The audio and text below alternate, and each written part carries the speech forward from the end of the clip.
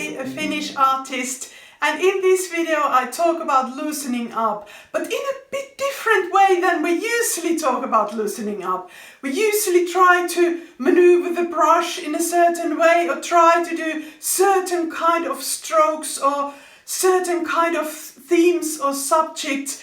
But in this video I talk more about how we think about our art and how that can be the key for loosening up. And while I'm talking about this, I paint this painting. It won't be finished, it's a big project, but you will have something to see while you're listening to me. And I really hope you enjoy all of this.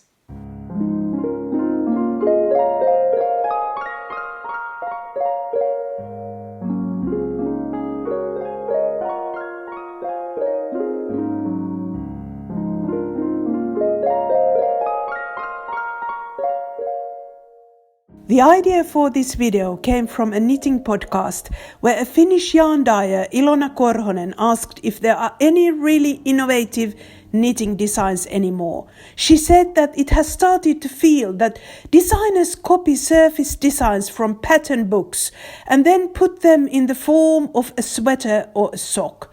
She hoped to see more mind-blowing ideas in knitwear designs. I have studied industrial design, so the first thing that came to my mind is that design doesn't always equal innovation. You don't have to invent anything new at a fundamental level to come up with a great design. In design, you can pick old ideas and build a new puzzle by arranging the elements differently or by adjusting them so that they fit better together.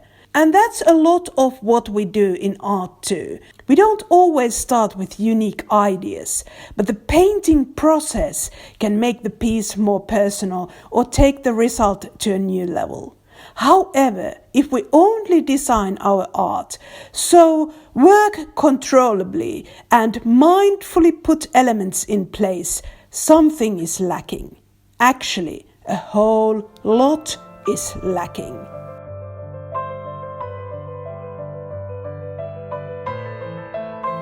Before I address the innovation part, let's talk about the opposite, the tradition. Art has a long history.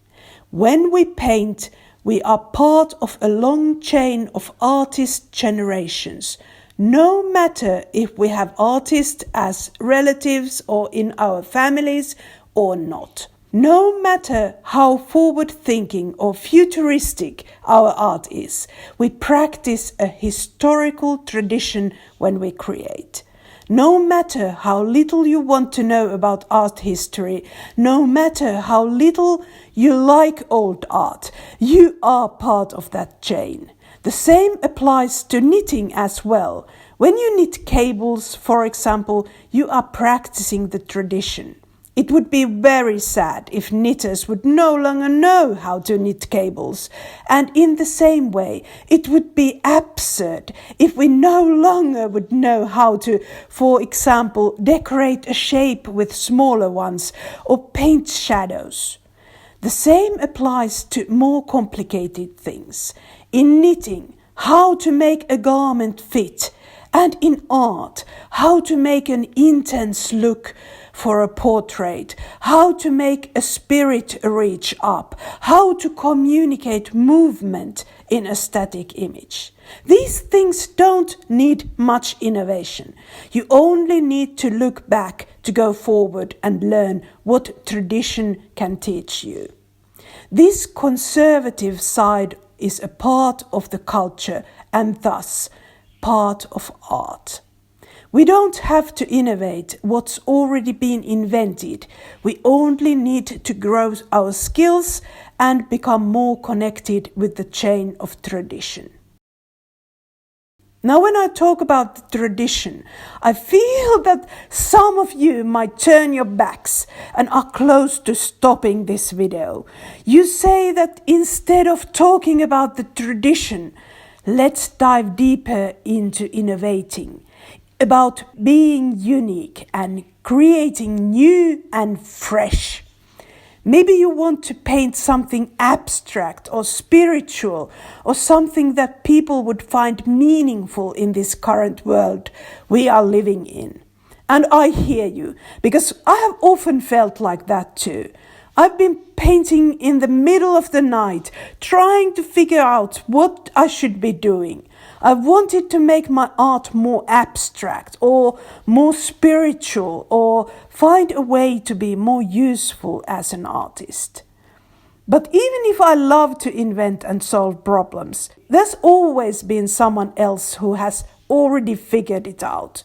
For example, let's take abstract art. Paul Klee and Wassily Kandinsky explain the principles of abstract expression in their books that are from the early 20th century, from the era when abstract art was officially born. It's just that these books are very slow to read. It took a long time for me to get what they say and apply the principles to my art. But now, many of my strokes and compositions are their innovations. And I guess that Paul and Wassily examined their predecessors and learned from them. Because it's amazing that when I painted a copy of Leonardo da Vinci's Lady with an Ermine some years ago, it felt like the folds of the dress followed Paul's principles.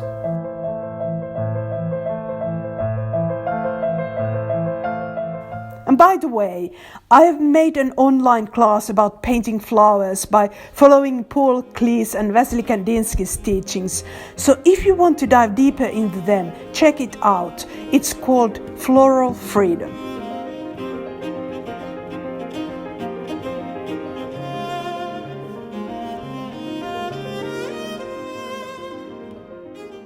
So is it so that everything has been invented already? When we paint, do we just follow what others have done and learn what others teach? It can't be so, I hear you screaming. It can't be so. And of course it's not. At best, art opens new doors, brings hope, raises our spirit, makes us feel connected, takes us forward, even predicts the future. And let's not forget this one. At best, your art expresses who you are, how you feel, delivers the experience of you being you, and thus connects with the general experience of us being human. So there's the innovation.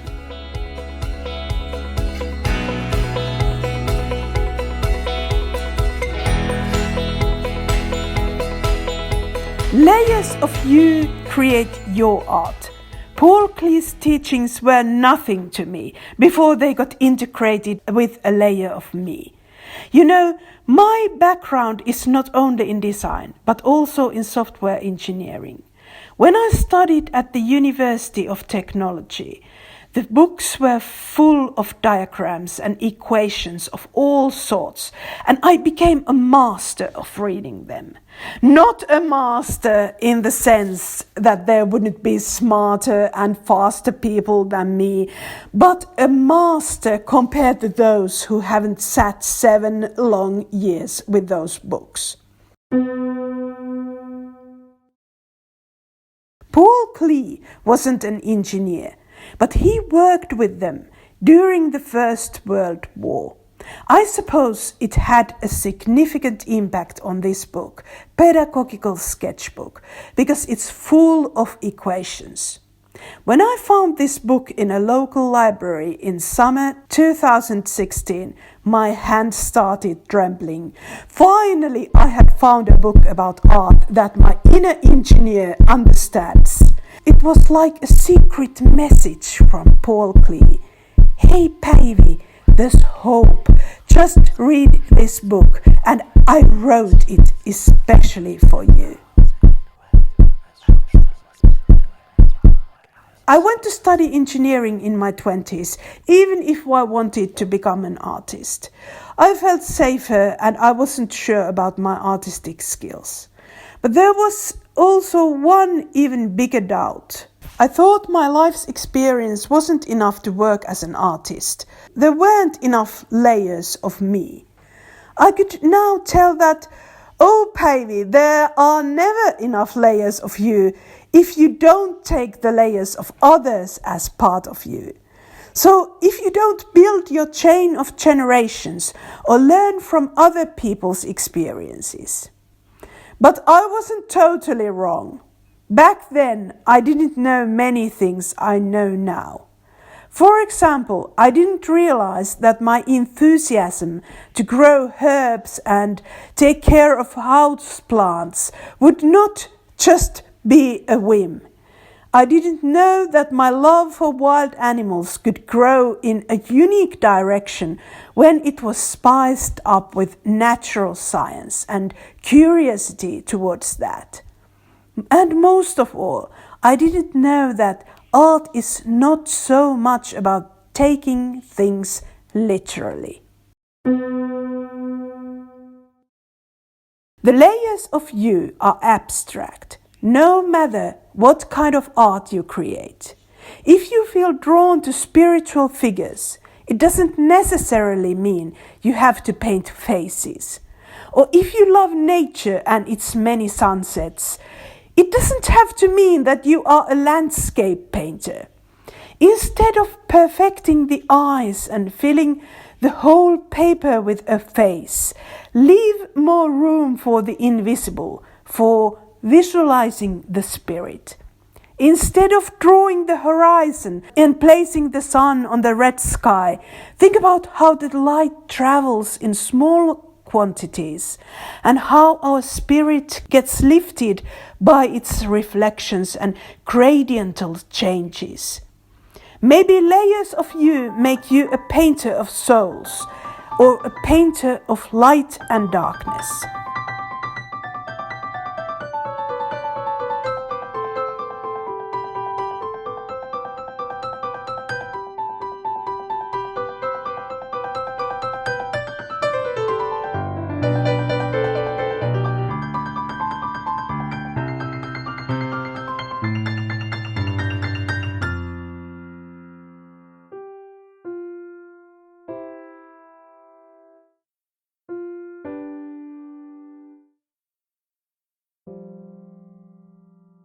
When I thought of this, I got my YinYang moment.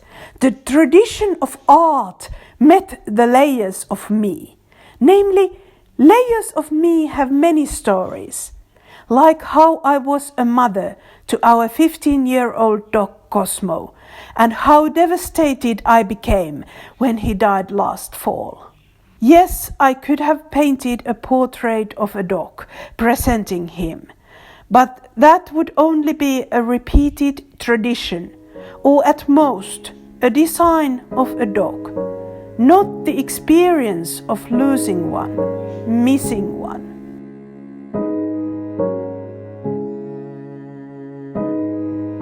My Cosmo was no longer bone or muscle, but only mixed thoughts that I partly had to let go of. With Klee's help, I was able to express this emotion that had become a layer of me.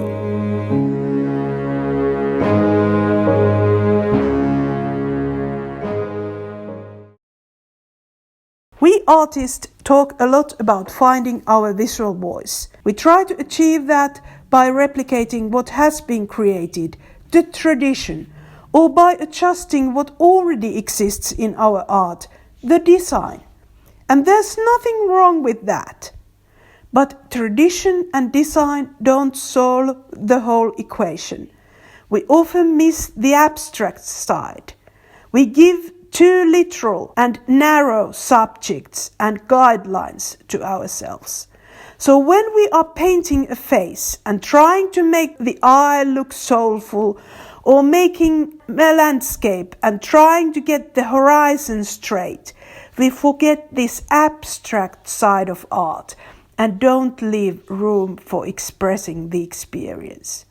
The abstract is where innovation and freedom happens.